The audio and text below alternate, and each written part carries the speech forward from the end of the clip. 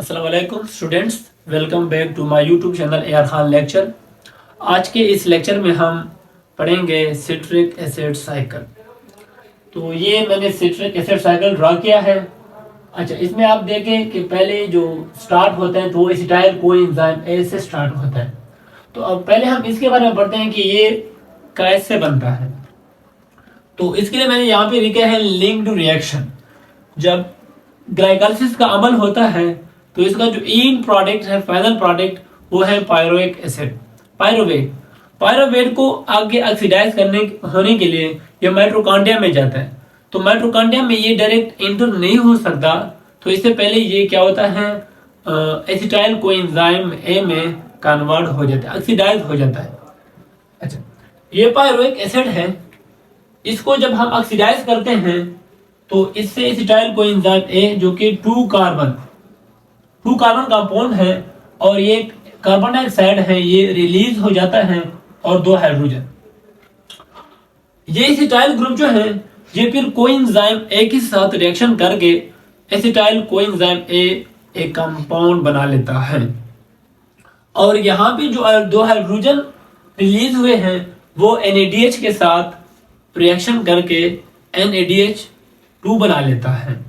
तो इस मुकम्मल रिएक्शन को हम कहते हैं लिंक्ड रिएक्शन।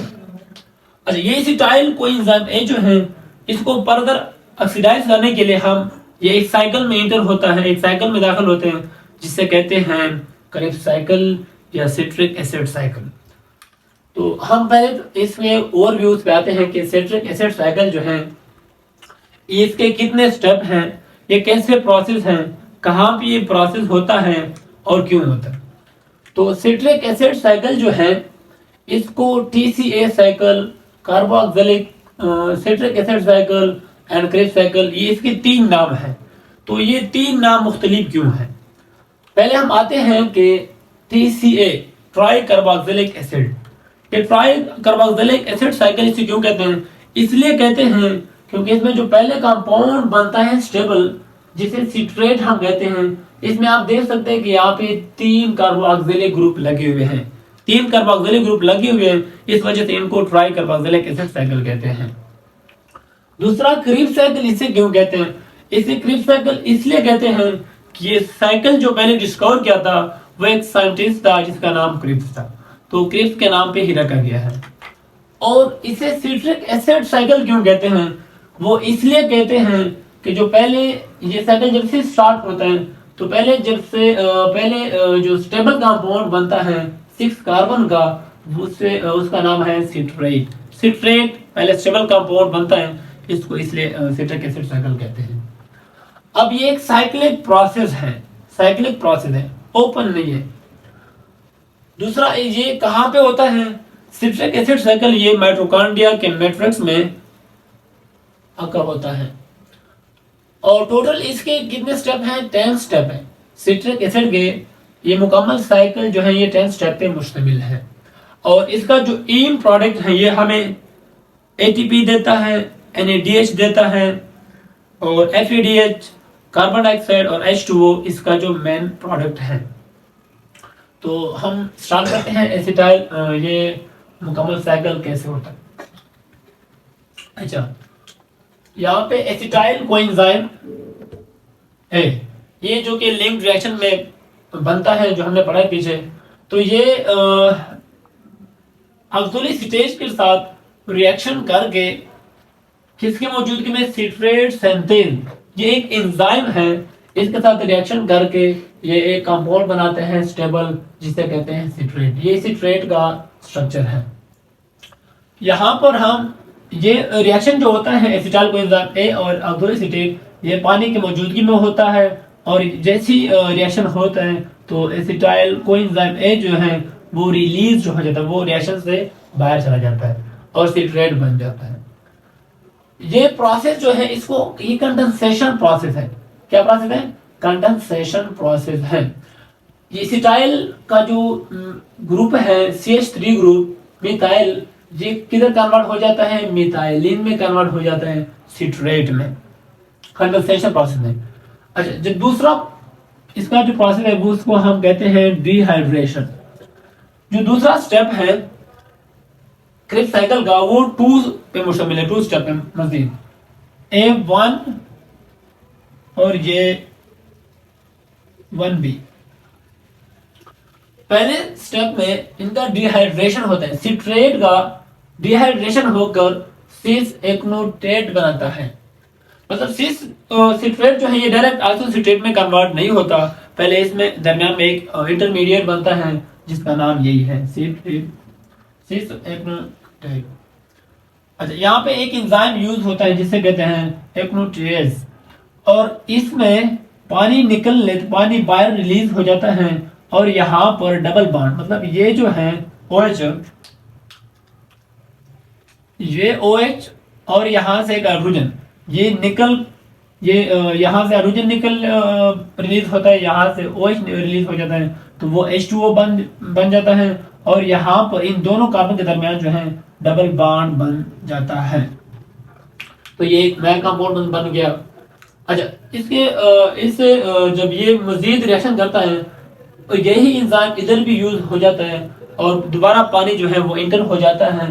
पानी जैसे इंटर होगा रीहाइड्रेशन होता है तो ये डबल बॉन्ड टूटता है और यहाँ पे OH और H लग जाता है। लेकिन यहाँ पर OH जो है वो नीचे लगता है, इस नीचे कार्बन पे, और H ऊपर वाले कार्बन पे लग जाता है। मतलब कि OH जो है इस मुकम्मल प्रोसेस में OH की रिपोजिशन हो जाता है और वो आइसोसिट्रेट बन जाता है, जो कि एक नया कंपाउंड है 6 कार्बन का। अच्छा, ये आइसोसिट्रेट ये मजीद ऑक्सीडाइज होता है, तो यहाँ पे एक मैंने नाम लिखा है ऑक्सीडेटिव कार्बोक्सिलेशन। मतलब कि यहाँ से एक कार्बन डाइऑक्साइड रिलीज हो जाता है, बाहर आ जाता है साइकिल से, और ये एक नया कंपाउंड बन जाता है जिसे फिर हम कहते हैं अल्फा कीटो ग्लूटारेट। इसी दौरान यहाँ से हाइड्रोजन भी रिलीज होता है। हाइड्रोजन जैसे रिलीज होता है यहाँ से तो वो NADH पकड़ लेता है और NADH2 बन जाता है। यही NADH जो है ये फिर मजीद आगे जाके रिस्पिरेटरी चेन में, जिसे इलेक्ट्रॉन ट्रांसपोर्ट चेन कहते हैं, उसमें इंटर होता है और वहां पे मजीद वो ऑक्सीडाइज होके H2O और ATP वहां बनता है। अच्छा, ये अल्फा कीटो ग्लूटारेट बन गया। यहाँ पे जो एंजाइम यूज है वो आइसोसिट्रेट डिहाइड्रोजिनेज एक एंजाइम यूज हुआ है जिसने अल्फा कीटो ग्लूटारेट बनाया है। अच्छा, ये जो रिएक्शन है कंपाउंड है अल्फा कीटो ग्लूटारेट जो है, इसके साथ कोएंजाइम A जो है वो रिएक्शन करके क्या बना लेता है, सक्सिनाइल कोएंजाइम A बना लेता है, और इसी दौरान भी एक कार्बन डाइऑक्साइड मॉलिक्यूल वो रिलीज हो जाता है और इसमें एक कार्बन कम हो गए, यहाँ पे 4 कार्बन कंपाउंड बन जाता है। Alpha keto glutarate 5 carbon compound है क्योंकि यहाँ पे कार्बन डाइऑक्साइड निकला था, और जब अल्फा कीटो ग्लूटारेट से मजीद एक कार्बन डाइऑक्साइड निकलता है तो वो एक नया कंपाउंड बना लेता है जिसे सक्सिनाइल कोएंजाइम A कहते हैं। इसी दौरान भी यहाँ से H2 निकल लेता है, रिलीज होता है, और वो NADH पकड़ लेकर NADH2 बना लेता है, और ये फिर मजीद आगे रिस्पिरेटरी चेन में दाखिल होके H2O और 3ATP में कन्वर्ट हो जाता है। अच्छा, ये सक्सिनाइल कोएंजाइम A जो है, इससे एंजाइम यहाँ पे एक्ट करके वो कोएंजाइम A जो है वो रिलीज करवा लेता है, और वहां यहाँ से फास्फेट जो है वो भी रिलीज हो जाता है, जिससे फिर क्या GDP से GTP जो कि ATP के सेंस में यूज होता है, यहाँ पे इसको कहते हैं सबस्ट्रेट लेवल फास्फोराइलेशन, और वो एक नया कंपाउंड बना लेता है जिसे सक्सिनेट कहते हैं। सक्सिनेट से जब कोएंजाइम A रिलीज होके कंपाउंड बनाते हैं जिसे कहते हैं सक्सिनेट। इस सक्सिनेट पे मजीद एक एंजाइम एक्ट कर लेता है जिसे सक्सिनेट थायोकाइनेज या सक्सिनेट डिहाइड्रोजिनेज एंजाइम है, वो इस पे एक्ट करके फ्यूमेरेट बना लेता है, और यहाँ से भी H2 जो है वो रिलीज होके FADH2 पकड़ के FADH2 बना लेता है, और ये FADH2 जो है मजीद आगे इनको ऑक्सीडाइज करने के लिए रिस्पिरेटरी चेन में दाखिल होना पड़ेगा, जिससे वो मजीद 2ATP और H2O बनता है। इस प्रोसेस को डिहाइड्रोजिनेशन कहते हैं। अच्छा, ये फ्यूमेरेट जो है इसको ऑक्सीडाइज करने के लिए एक नया एंजाइम है जिसे फ्यूमरेज एंजाइम है। इसी दौरान यहाँ पे H2O भी इंटर होगा जिसे हाइड्रेशन प्रोसेस हम कहते हैं, और ये फ्यूमरेट जो है ये फिर कन्वर्ट होके मेलेट बन जाता है। मेलेट जो है इसके साथ एक और एंजाइम है मेलेट डिहाइड्रोजिनेज एंजाइम, इस पे एक्ट करके वो कन्वर्ट कर लेता है ऑक्सैलिक एसीटेट में, और यहाँ पे मजीद इससे जो है H2 जो है वो रिलीज होगा।